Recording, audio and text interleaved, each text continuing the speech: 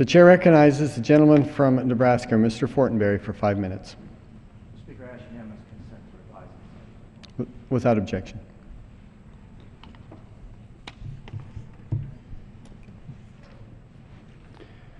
Mr. Speaker, in a few days, China's new president, Xi Jinping, will conclude a tour of the Western Hemisphere by meeting with President Obama in an informal summit in California.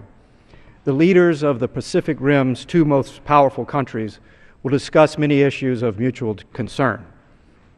This important relationship, which continues to evolve dynamically, in spite of the difficulties that we both have, it springs from some radically different philosophical outlooks on both life as well as governance, and these differences deserve both our attention and candor.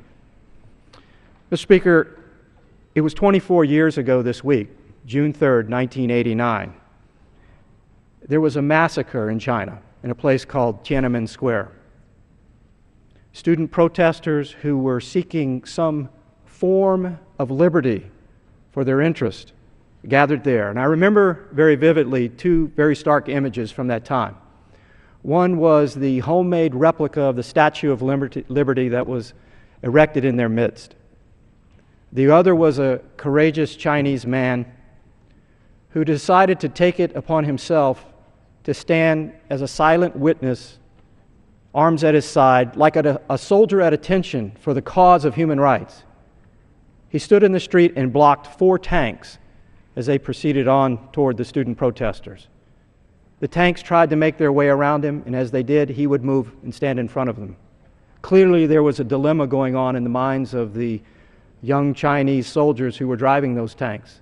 Perhaps they didn't want to kill one of their countrymen, so they tried to avoid it. But the other young man persisted, and for a time he blocked those tanks, courageously and alone, from carrying out part of what would become the Tiananmen Square massacre. Eventually, some of his friends or some other Chinese citizens whisked him away from certain death. Those were two very stark images in my mind that have stayed with me ever since. But this week, on the House Foreign Affairs Committee, another one of those student leaders actually spoke. Her name is Chai Ling. She's a courageous new American, one who knows well the tragedy of forced repression, both political repression, but also the painful silent repression in China that is not spoken of enough. It's that country's forced abortion policies, its one-child policies, which has, by the way, disproportionately targeted little unborn girls. In her testimony, she spoke clearly about her passion for China and her love for China, and her hope that the United States and China can begin a new embrace in a spirit of cooperation, rooted in the fundamental respect for human dignity, which transcends both language and culture. She argues that the fear that led to the devastating persecutions of the Cultural Revolution, Tiananmen Square, and more recently, this genocidal one-child policy, which has seriously distorted China's demographic balance. She said that these problems must be transformed by truth. She echoes the spirit of Chen Gaocheng, the blind Chinese activist who stood up so courageously against repression last year in China. When he visited here in Washington, he said this to us, a small group of us. He said, quote, "The intrinsic kindness of persons cannot be defeated by violence and force." Mr. Speaker, dysfunction in this important bilateral relationship between the United States and China serves neither of our countries, nor the broader world, as the influence of this relationship extends far beyond our respective national borders. China wants our markets. We want their stuff.